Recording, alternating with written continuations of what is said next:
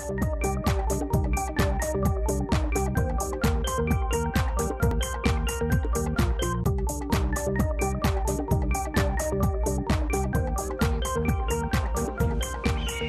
images we see on our TV and cinema screens are now so complex, it's worth examining some of the techniques available to modern motion picture makers. Antagonize him. When the animated feature film Stuart Little 2 opened, it took the science and the art of computer animation to a new level. The team at Sony Pictures Imageworks created computer animated characters, seamlessly combining them with human characters. Details such as tears, reflections in eyes and wind-ruffled fur were created using new techniques. A team of over 150 animators and digital artists were responsible for taking the characters off the written page and making them believable.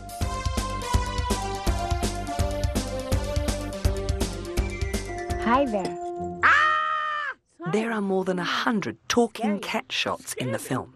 Each one involves photographing the cat, then replacing the face with an animated 3D replica. Voices are still done the old-fashioned way. Something like 100 custom software tools were used to combine all the visual components. Artists started with character drawings, progressed to 3D sculptures, and then moved to the computer, creating mock-ups of the set where the action would take place. Then they would make a rough animation of each scene.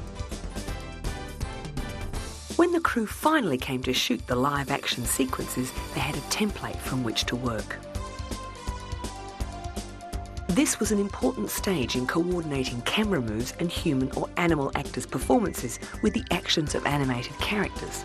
Small dummies were used as substitutes for Stuart and his friends to allow actors to take the correct eye line.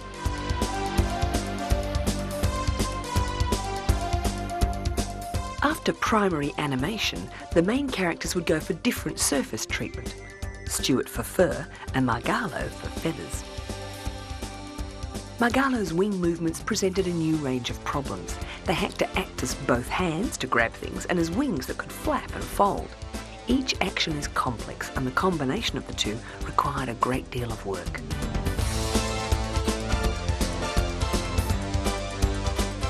Clothing for the animated characters was difficult too.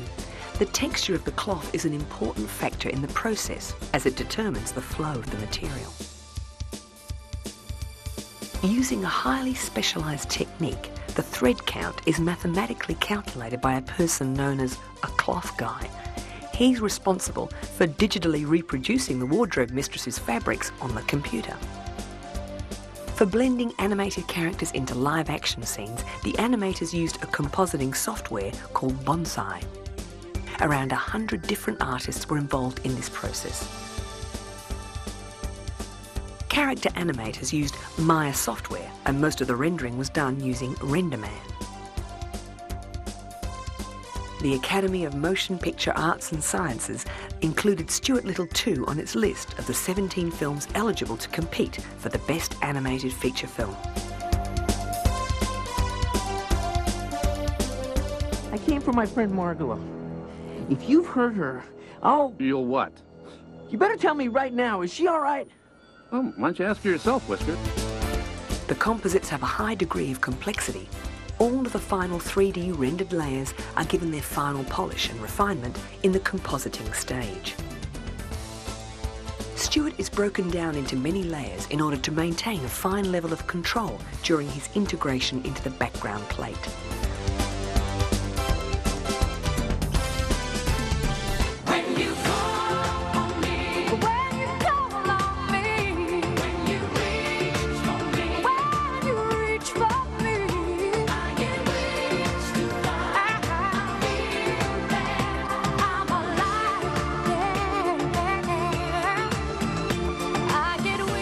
But Stuart Little 2 and Sony Imageworks was not the only animation team to break new ground and invent new techniques. Terms like global illumination, subsurface scattering and hyperreality are part of the vocabulary of animators working to give the very skin of its animated creations a realistic appearance. The team at DreamWorks working on Shrek 2 pioneered breakthrough technology to create its animated effects that were not available when Shrek 1 was created. They wanted to raise the standard and deliver something new to audiences. Shrek 2 has a lot more human characters than the previous Shrek, and a lot more time had to be spent bringing them up to a realistic level. The team developed a number of different hair systems to deal with hair and fur. The new developments meant hair moved realistically, looked beautiful, and generally appeared more believable. Shrek 2 is more intricate and more detailed. A variety of rain systems had to be developed, and moving clouds for dramatic scenes became a controllable phenomenon. Such techniques bring a level of hyperreality to the film, and although audiences are not meant to notice the technicalities, they still feel the improvement. The animation team developed new lighting software that delivers an effect called subsurface scattering that provides a translucence to the skin. Another lighting technique called the bounce shader gives a form of global illumination where the way light bounces off walls and close objects is simulated. Hair, water, smoke, rain and fire were all aspects to the animation technique that was still being developed during the first Shrek. For Shrek 2, the production team was able to continue the development from that point. Yet another film to introduce new techniques was Sky Captain and the World of Tomorrow.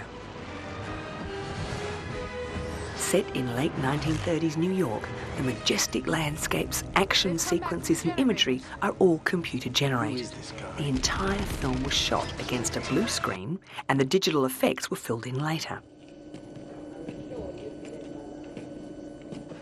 Actors Angelina Jolie, Jude Law and Gwyneth Paltrow filmed all their scenes at Elstree Studios in Britain. Sure, you'd be dead by now.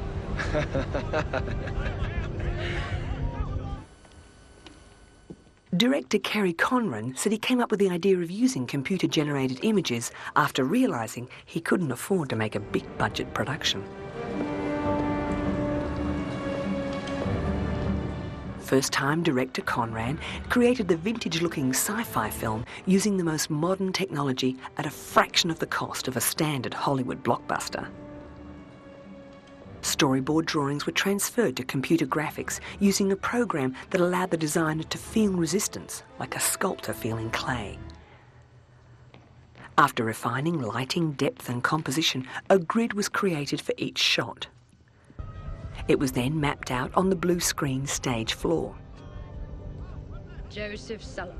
Layers and layers of composites were added to each frame of the film to build detail to the shot. While computer-generated imagery has been around for some time, Sky Captain marks the first time it has been used comprehensively to make a movie. I'm not. I'm landing it on that. Shot on high-definition digital tape, the actors in Sky Captain are muted with a soft focus effect in a very stylised version of film reality.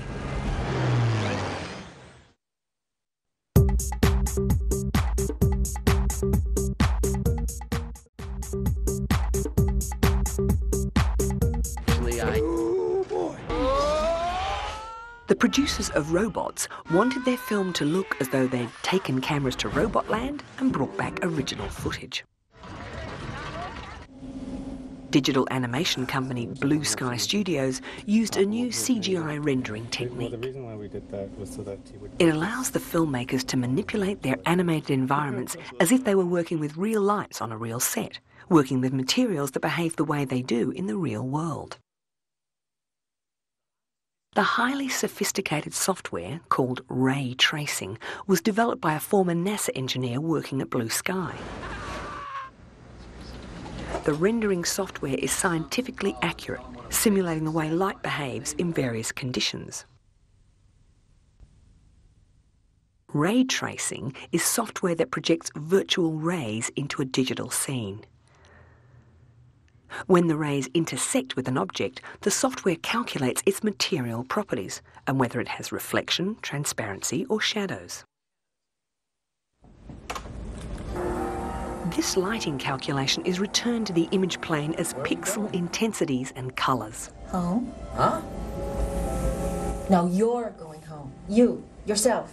Here's your ticket. Your paratrain leaves in 10 minutes. The Blue Sky team pushed the technology much further than they had originally believed possible. Every animated film released recently makes big claims for its level of technical sophistication. But it remains to be seen whether accurate specular reflections from metallic surfaces are enough to attract big audiences.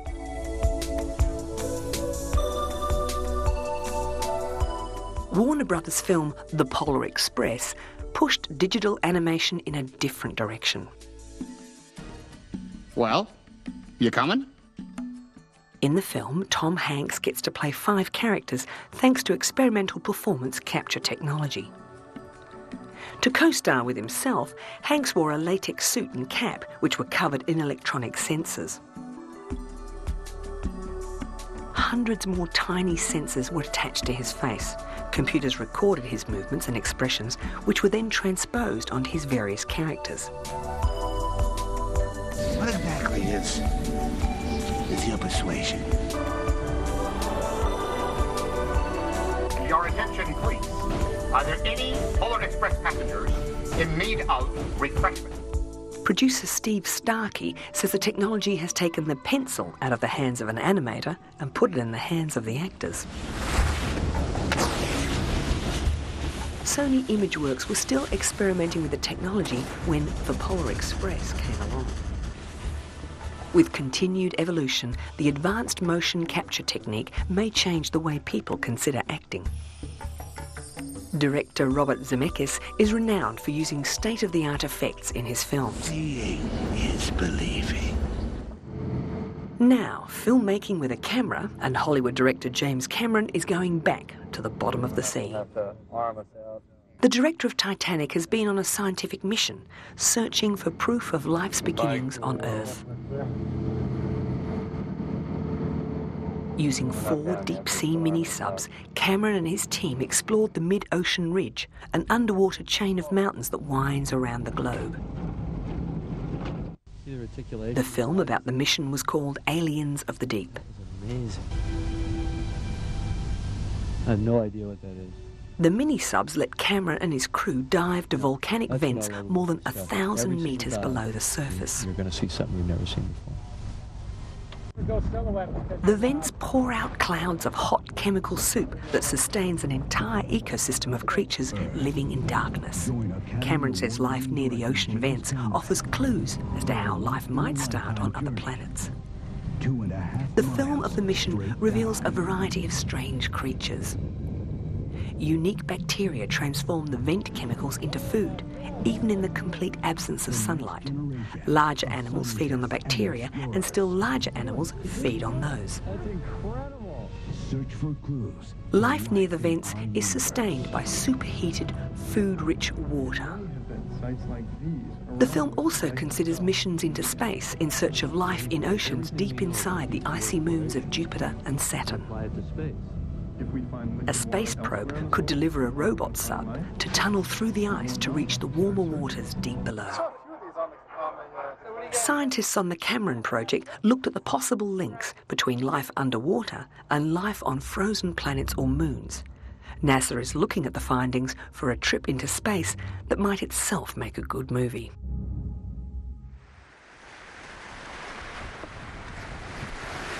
Underwater photography presents particular challenges. Obviously, there's the need to take special measures to waterproof sensitive equipment, but as well as that, there's sometimes a requirement to deal with the resulting images differently to pictures taken on dry land.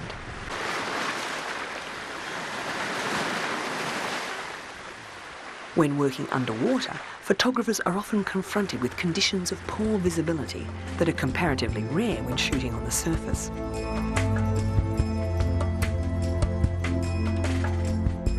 Depending on the depth of the water and the prevailing conditions, the penetration of sunlight may be seriously impaired. Visibility can also be affected by the sand, silt, mineral salts and microorganisms that are suspended in water. These factors can lend a cloudy appearance to oceans and lakes. What this too often means for photographers is blurry, low-contrast images.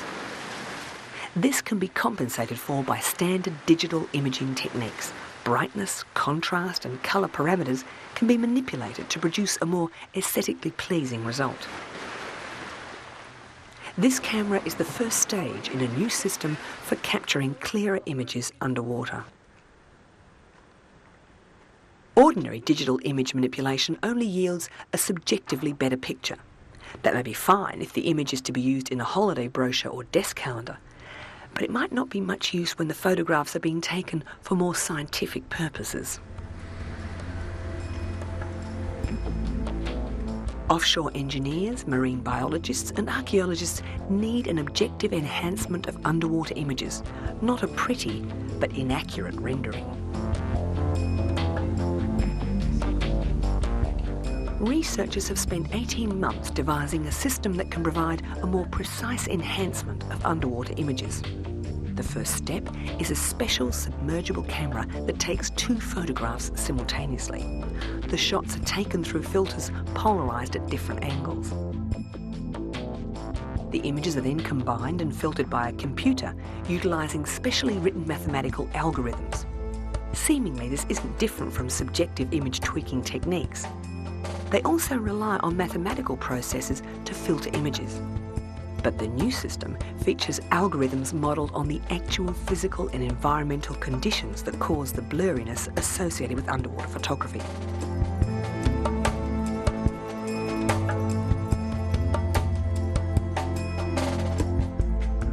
And the dual polarised source photographs enable the computer to calculate and represent reliably estimated distance parameters in the final images. This is enormously important for biologists, enabling them to photograph marine wildlife without disturbing the creature. The developers will present their system at a conference on digital vision and pattern recognition in Washington, D.C. later this year.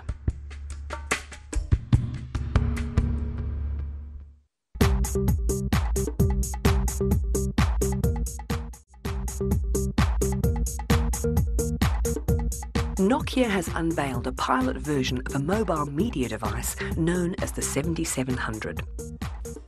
The company has produced a phone that incorporates a DVD-H type receiver that has the potential to become the worldwide standard for TV and mobile units. The Scandinavian electronics giant has released a new range of mobile phones that pushes the definition of what a phone does to the limits. The 6260 comes with a range of applications preloaded on MMC card that you can experiment with free of charge before deciding upon the software that best suits your needs. Quick Word and Quick Point applications display Word and PowerPoint documents. The phone features a high-resolution active TFT colour display screen that rotates, allowing the unit to be configured in a variety of ways. The user can read and write email using the keyboard enhancement connected to the unit via Bluetooth wireless technology. When finished, both the phone and its keyboard can be folded away in convenient pocket-sized packages.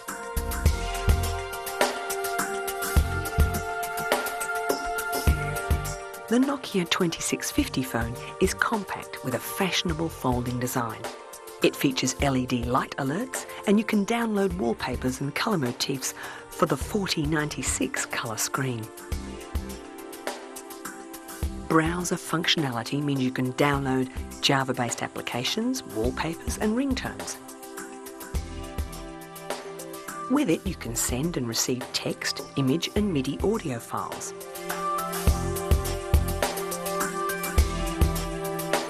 The Nokia 6630 smartphone is a 1.23 megapixel digital imaging device as well as a portable office and a modern, rich media machine. The unit has a video recording time of up to an hour with a choice of 2 different resolutions. To service the image capture, the 6630 has a 10 megabyte internal dynamic memory for contacts, text messages, images, video clips and applications. As well, there's a 64 megabyte hot swap reduced size MMC card. The multi-mode browser has improved web compatibility with support for elements such as image maps, background images and frames. But what will we watch on our video phones? At a racetrack in Shanghai, shooting has begun for a drama that's not for the big screen or even the TV screen. The 5-episode romance Appointment is destined for the smallest screen of all, the mobile phone. Its makers say it is China's first TV program made exclusively for mobiles. The big challenge is presenting a film comfortable to watch and hear on such a small device. For a start, each episode is only 5 minutes long. Yu Enyuan, who came up with the idea, said the screen size directly affects the way the film is shot. The program makes extensive use of the close-up, as panoramas and wide shots just don't read on such a small screen. There's very little dialogue, just a lot of gestures with a soundtrack that'll be added in editing. The producers are pursuing a dreamlike beauty. Yu was able to get the project off the ground when Korean electronics giant LG sponsored the show for exclusive rights on certain models of their mobile phones.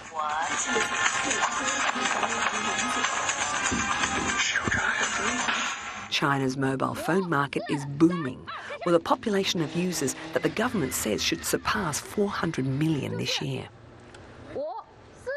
Companies are rushing to cash in, with services ranging from news and sports reports to horoscopes. Video mobile phone services are still in their infancy in China. Third-generation phones aren't expected in China until later this year, and they're likely to come with a prohibitive price tag. XPEL Technologies remains unswayed. They plan to show 3 other mini-serials this year, covering other genres such as horror, suspense and action. This story revolves around a love triangle between a woman and 2 motorcycle racers. With 120 million mobile phone subscribers in China expected to receive television programs by 2010, many companies will find the new medium hard to ignore.